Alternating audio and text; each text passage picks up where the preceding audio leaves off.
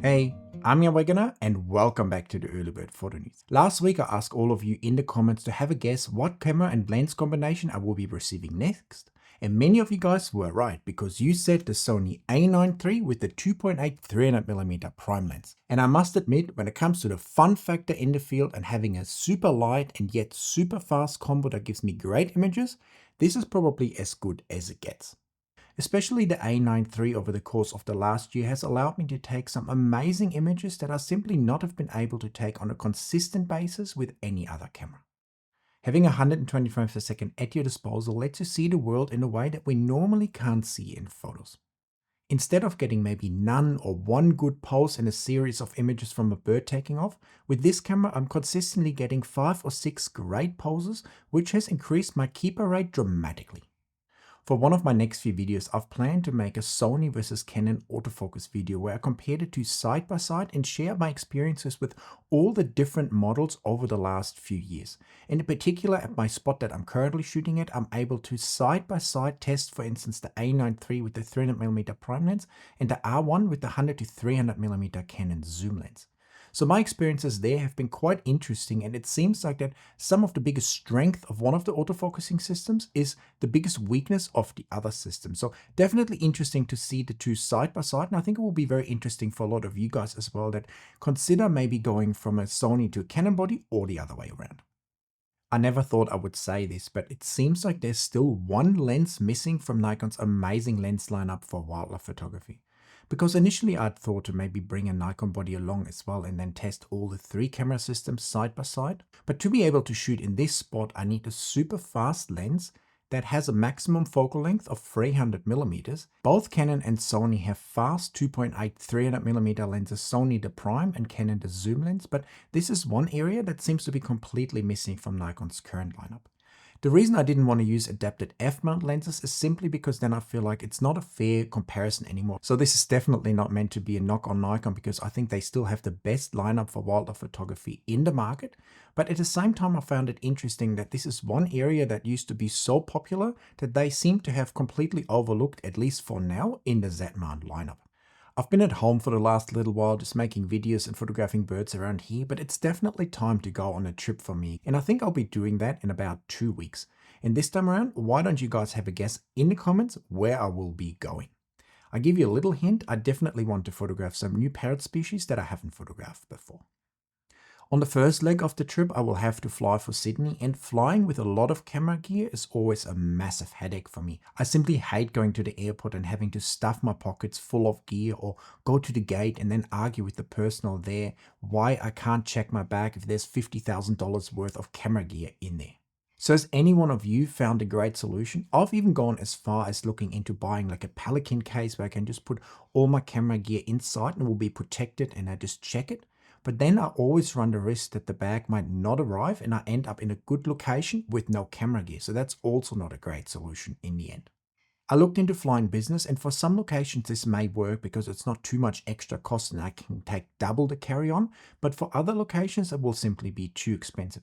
And then a friend of mine actually said I might be able to buy a second seat in economy class for my gear, but then I don't know how much carry-on would I actually be allowed to take on board then. Can I take 50 kilos worth of camera gear and just sit it on the seat next to me? Has any one of you guys tried that? It could definitely be an interesting option, especially on cheaper inland flights.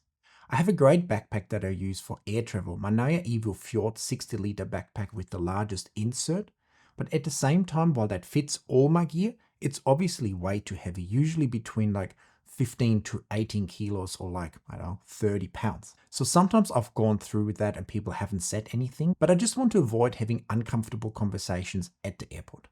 One of the best ways for most photographers to almost instantly improve their photography and get dramatically better results from their RAW files is to learn a better editing workflow.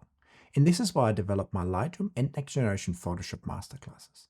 These classes will help you to get fantastic results from all your RAW files, even the most difficult to edit ones, and give you confidence and joy when it comes to image editing. I will not only teach you an easy to follow workflow that can be applied to all your files, but also show you the most important tools and techniques step by step and in easy to follow chapters so you can edit all your images in no time. But of course, you won't just be watching, because I'm also providing you with my own raw files so you can edit right alongside me. And if you're not sure if my classes are worth it or the right fit for you, check out the amazing reviews that I receive on a daily basis from many happy students who I've helped to transform their editing lives already, who now get fantastic results and enjoy the whole process. So if you want to turn your time in front of the computer from a frustrating chore where you don't really know what to do with all your images or where to start or what sliders to pull, into a rewarding experience where you get great results with ease, make sure to check out my masterclasses down there in the description. I know they will help you a lot and will make you a confident image editor because now you know what tools to use and have a great plan to follow. For all of you who have been waiting for my R1 setup video and guide, I've also released that last week. So if you have an R1 and want to set it up in the best way possible, make sure to check out the guide and video. This week we saw a few crazy rumors posted on the Rumours site, some of which were just recycled old articles, but there were also some articles that made me go, what if? So let's take a look.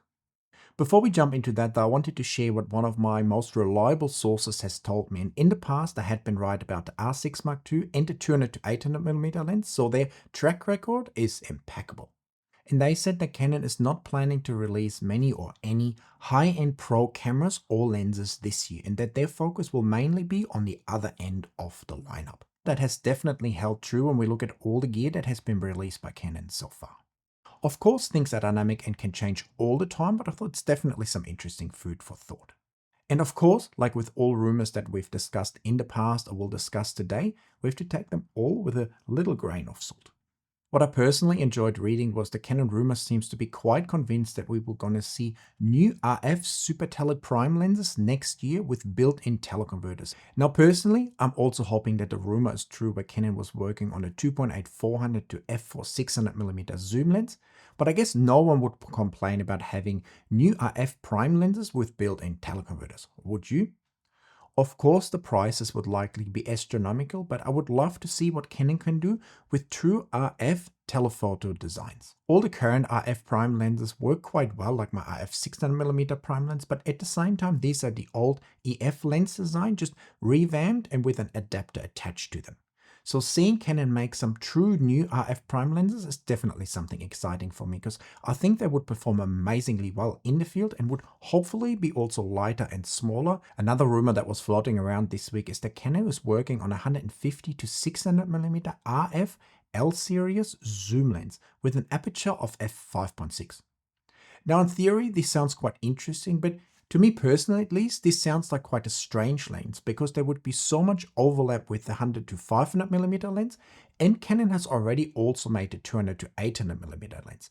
Now that is not an L-series lens, but at the same time it's still a lens a lot of people would use that probably would also be looking at a 150 to 600mm lens. And the other thing would be the price, of course. A lens like this would likely cost more than the 100 to 500mm lens, would be much bigger in size, yet also covers so much of the same range, so there would be a lot of overlap between those two lenses as well. One lens I could see Canon make potentially though would be a slower version of a 150 to 800mm lens, similar to what they have done with the excellent RF 100 to 400mm lens. That lens is a bit slower at an f8 aperture, but at the same time is super small, super lightweight, nice and sharp, and doesn't break the bank.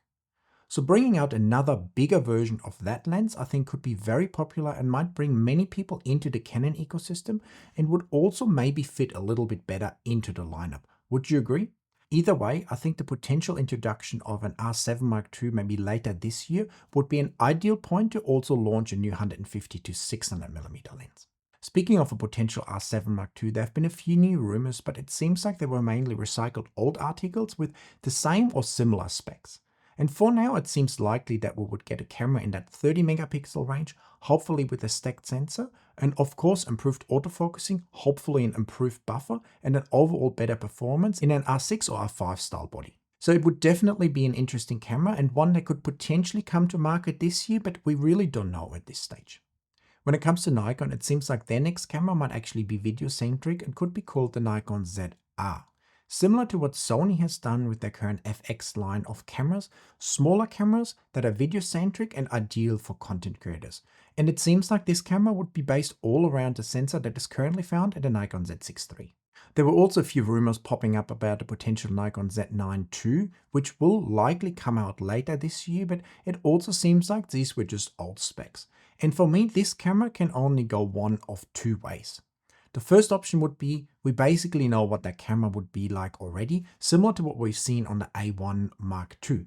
So we'd have a same or similar sensor, higher frames per second, pre-capture, better autofocus, slightly better video features, but overall a similar camera that is like a nice progression, but not groundbreaking.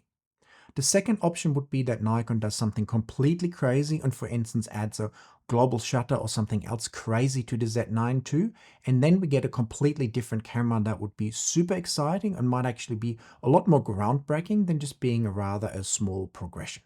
For now, we don't know, but I know which option I would find more exciting. We talked a lot about price increases on this channel lately, and it seems like the first one has actually now hit, with many Sony prices on B&H going up substantially. For instance, the Sony 400 to 800 now cost $400 more than it did just a few days ago. So while the whole tariff situation seems to remain kind of fluent or fluctuant and we don't really know what's going to happen, it does seem like that especially for products that are produced in China, the tariffs will hit quite hard and gear might be becoming more expensive.